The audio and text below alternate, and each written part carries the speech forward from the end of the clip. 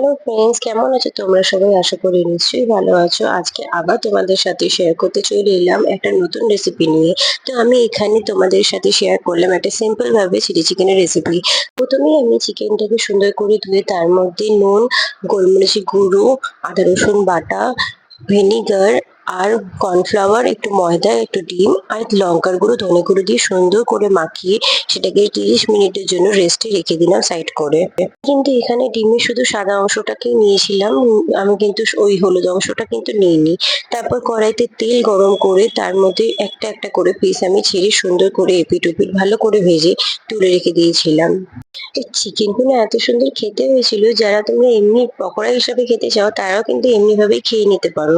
তো আমি ওই যে বেঁচে থাকা অবশিষ্ট যে অংশটা ছিল, মানে ম্যারিনেট করার যে আমি জিনিসগুলো রেখেছিলাম তার মধ্যে যেটুকুনি ছিল তার মধ্যেই আমি সব রকম মশলা দিয়েছিলাম। যেরকম আমি tomato sauce, soya sauce, chilli sauce এবং আমি দিয়েছিলাম মধ্যে গোলমরিচের গুঁড়ো, ধনে গুঁড়ো আর লঙ্কার গুঁড়ো।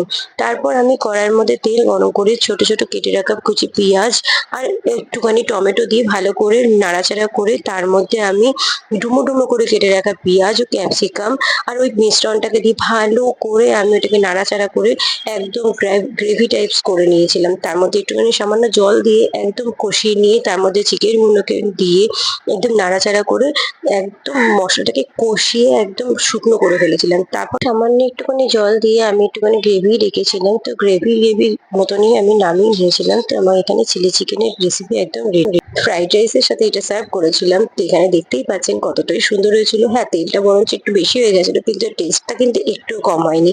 ভিডিওটা ভালো লাগলে চ্যানেলটা সাবস্ক্রাইব করার অনুরোধ রইল।